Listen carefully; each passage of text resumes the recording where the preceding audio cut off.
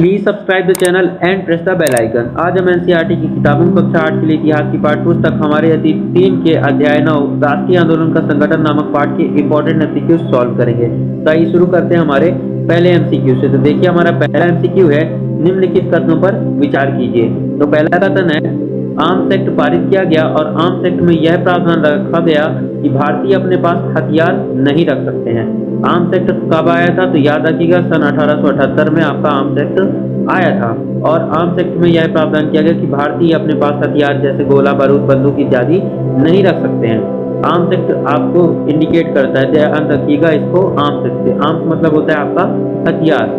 तो भारतीय अपने पास हथियार नहीं रख सकते थे आर्म्स एक्ट के तहत, जो कि 1878 में लागू किया गया था। आपका पहला कथन बिल्कुल सही है। दूसरा कथन है, वर्नाकुलर प्रेस एक्ट पारित करके यह सुनिश्चित किया गया कि यदि किसी अखबार में कोई भी आपत्तिजनक चीज छापी जाती है तो सरकार, ब्रिटिश सरकार उसकी प्रिंटिंग प्रेस भी बंद कर देगी और उसके साथ साथ उनकी सारी संपत्ति भी जब्त कर सकती है। आपका दूसरा कथन भी सही है। यह जो आपका वर्नाकुलर प्रेस एक्ट है, यह भी प्रेस एक्ट जो है वर्नाकुलर प्रेस एक्ट, यह भी 1878 में ही आया था। अब इसे आप कैसे याद रख सकते हैं? प्रेस, प्रेस मतलब आपका अखबार। अखबार में पाबंदी लगाई गई थी कि सरकार के खिलाफ कुछ नहीं बोल सकते, कोई भी आपत्तिजनक आप चीज नहीं छाप सकते। अगर आप छापेंगे तो आपकी प्रिंटिंग प्रेस जब्त कर ली जाएगी और आपकी जो सारी संपत्ति है वो भी जब्त कर ली जाएगी। पहला और दूसरा बिल्कुल सही है। तीसरा कथन है, हिल्बर्ट बिल, इसमें प्रावधान किया गया कि भारतीय न्यायाधीश ब्रिटिश या यूरोपीय व्यक्ति के मुकदमे नहीं सुन सकते। तो ये जो बोला है नहीं सुन सकते, इसी वजह से तीसरा कथन आपका गलत हो रहा है। क्यों गलत हो रहा है? क्योंकि अंग्रेजों और भारतीय न्यायाधीशों के बीच, अंग्रेज कौन? ब्रिटिश या यूरोपीय व्यक्ति मतलब अंग्रेज। तो अंग्रेज और भारतीय न्यायाधीशों के बीच समानता स्थापित करने के लिए हिल्बर्ट बिल की मांग की गई थी, ठीक है, लेकिन अंग्रेजों ने इसका विरोध कर दिया, ठीक है। इस वजह से ये हिल्बर्ट बिल आपका लागू नहीं हो पाया। कब यह प्रावधान करने का प्रयास किया जा रहा था? याद रखिएगा 1883 में, 5 सालों के बाद। किसके 5 सालों के बाद? आर्म्स एक्ट और वर्नाकुलर प्रेस एक्ट लागू होने के 5 सालों के बाद यह हिल्बर्ट बिल लाया गया था, जो कि लागू नहीं हो सका। और इसमें यह प्रावधान था कि भारतीय न्यायाधीश ब्रिटिश या यूरोपीय व्यक्ति यानी अंग्रेजों के मुकदमे सुन सकते थे, और ये बोला नहीं सुन सकते थे, इसलिए तीसरा कथन गलत है। अब आपसे पूछ क्या रहा है कि निम्नलिखित में से कौन सा कथन सही है? तो आपका पहला सही, दूसरा सही और तीसरा गलत है। तो आपका ऑप्शन ए सही होगा, केवल 1 और 2, केवल 1 और 2। आपका ऑप्शन ए सही होगा, केवल 1 और 2 कथन सही है। आइए अब हम आगे बढ़ते हैं हमारे अगले एमसीक्यू पर। तो देखिए हमारा एमसीक्यू नंबर दूसरा है, कांग्रेस की स्थापना निम्नलिखित में से कहाँ की गई थी? तो देखिए कांग्रेस की स्थापना बंबई में की गई थी। याद रखिएगा कब? सन 1885 में। याद रखिएगा सन 1885 में बंबई में कितने प्रतिनिधि? 72 प्रतिनिधि, अलग अलग प्रांतों से लोग आए हुए थे। 72 प्रतिनिधि आए हुए थे जो कि बंबई में एक सभा में एकत्रित हुए थे। कब? 1885 में। और उसी सभा में उन्होंने भारतीय राष्ट्रीय कांग्रेस की स्थापना की थी। याद रखिएगा। अब याद रखिएगा 1885 में इसका भारतीय राष्ट्रीय कांग्रेस का संगठन हुआ 72 प्रतिनिधियों द्वारा 1885 में बंबई की एक सभा में, ठीक है।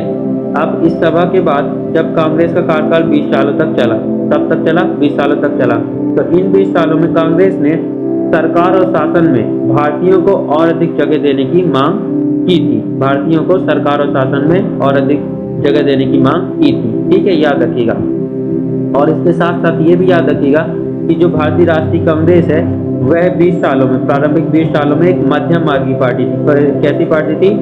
मध्यम मार्गी पार्टी थी। याद रखिएगा मध्यम मार्गी पार्टी थी शुरुआती 20 सालों में भारतीय राष्ट्रीय कांग्रेस सरकार, जिसका गठन हुआ था कब? 1885 में बंबई में 72 प्रतिनिधियों के द्वारा उन्होंने सभा करके इसका गठन किया था। और शुरू के 20 सालों में यह मध्यम मार्गी पार्टी थी जिसने भारतीयों को सरकार और शासन में और अधिक जगह देने की मांग को और भी ऊंचा किया था।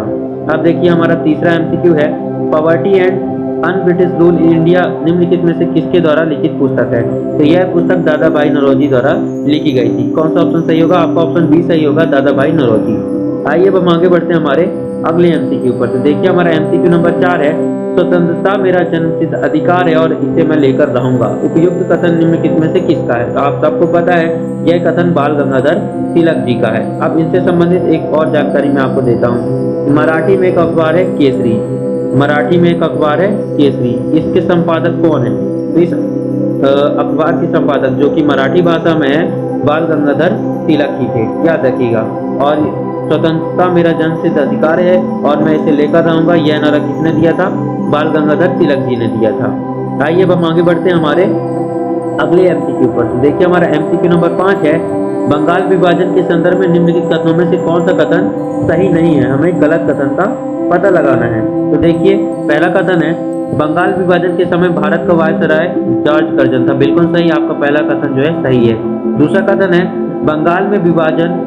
विभाजन में बंगाल के पूर्वी भाग को उड़ीसा में मिला दिया गया। तो आपका जो ये दूसरा कथन है ये गलत है। क्यों? क्योंकि विभाजन में बंगाल के पूर्वी भाग को उड़ीसा में नहीं मिलाया गया था, बल्कि असम में मिला दिया गया था। पूर्वी भाग में असम ना है, ठीक है? तो याद रखिएगा, विभाजन के समय बंगाल के पूर्वी भाग को असम में मिलाया गया था, ना कि उड़ीसा में। इसलिए पहला सही है, दूसरा कथन गलत है। अब देखिए तीसरा कथन है, इसके विरोध में, बंगाल विभाजन के विरोध में, बंगाल विभाजन कब आया था? याद रखिएगा 1905 में बंगाल विभाजन आया था। तो बंगाल विभाजन के विरोध में उपजे स्वदेशी आंदोलन को आंध्र के डेल्टा इलाकों में क्या कहा जाता था? वंदे मातरम आंदोलन कहा जाता था। बिल्कुल सही, पहला और तीसरा कथन सही है, तीसरा कथन गलत है। क्यों गलत है? क्योंकि विभाजन में बंगाल के पूर्वी भाग को असम में मिला दिया गया था, ना कि उड़ीसा में। और याद रखिएगा बंगाल विभाजन 1905 में आपका हुआ। ठीक है, हमसे पूछा है कि कौन सा कथन सही नहीं है, तो हमारा पहला सही है, तीसरा भी सही है। कौन सा सही नहीं? कथन दूसरा सही नहीं है, तो हमारा ऑप्शन बी सही होगा, केवल 2। कौन सा ऑप्शन सही होगा? ऑप्शन बी सही होगा, केवल 2।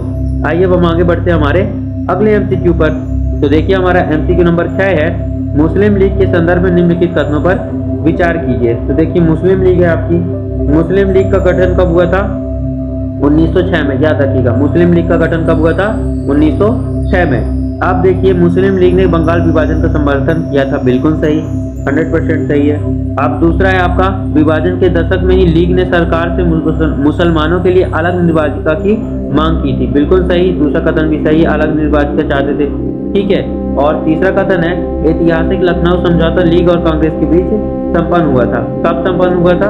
1916 में। याद रखिएगा 1916 में लखनऊ समझौता हुआ था मुस्लिम लीग और भारतीय राष्ट्रीय कांग्रेस के बीच। आपसे पूछा है कि निम्नलिखित में से कौन से कथन सही है?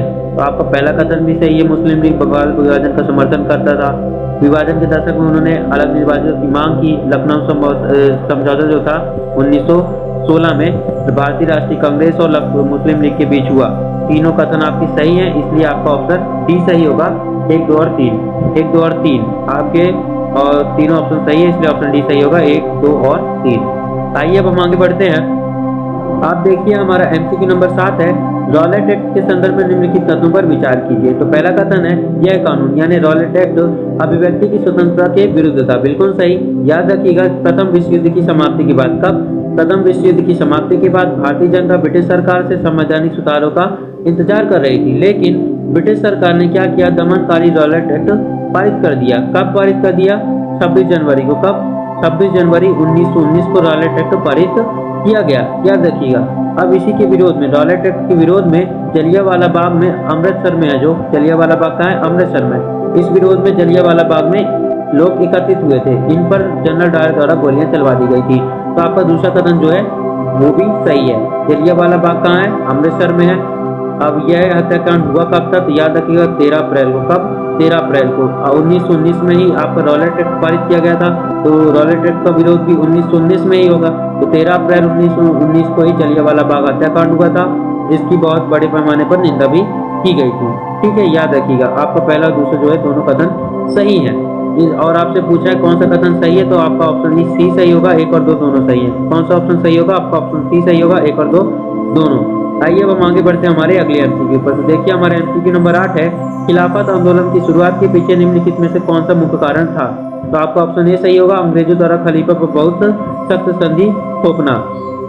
जो अंग्रेज थे उन्होंने तुर्की के सुल्तान यानी खलीफा पर बहुत सख्त संधि थोप दी थी, जिस वजह से वे मुसलमानों के पवित्र स्थान ऑटोमन साम्राज्य जहाँ पे है ना, वहाँ पे ये जो खलीफा थे वहाँ पे अच्छे से वो नियंत्रण नहीं रख पा रहे थे सख्त संधि की वजह से। जबकि भारतीय मुसलमान जो थे और भी लोग थे वो क्या चाहते थे कि खलीफा का नियंत्रण, तुर्की के सुल्तान का नियंत्रण ऑटोमन साम्राज्य पर बना रहे। लेकिन इस सख्त संधि के कारण अंग्रेजों की सख्त संधि के कारण खलीफा का नियंत्रण इस पर से छूटता जा रहा था, जिस वजह से लोग नाराज हो गए और वो उनकी नाराजगी खिलाफत आंदोलन के स्वरूप में हमारे सामने आई। ऑप्शन ए सही होगा। आइए अब हम आगे बढ़ते हैं हमारे अगले एमसीक्यू पर। तो देखिए हमारा एमसीक्यू नंबर 9 है, ब्रिटिश भारत के संदर्भ में निम्नलिखित कथनों पर विचार कीजिए। तो देखिए इसी संदर्भ में हमारा पहला कथन है, साइमन कमीशन में कोई भारतीय प्रतिनिधि नहीं था। बिल्कुल सही, आपका पहला कथन जो है बिल्कुल सही है। अब देखिए साइमन कमीशन भारत क्यों आया था, याद रखिएगा लॉर्ड साइमन की अगुवाई में, किसी लॉर्ड साइमन की अगुवाई में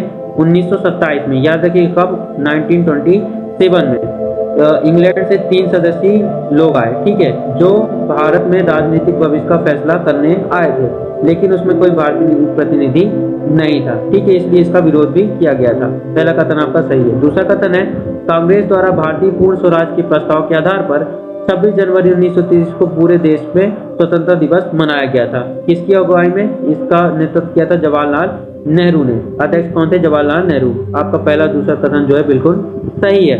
अब तीसरा कथन है, आजाद हिंद फौज का गठन सुभाष चंद्र बोस द्वारा किया गया था। तो तीसरा कथन जो है आपका गलत है। क्यों?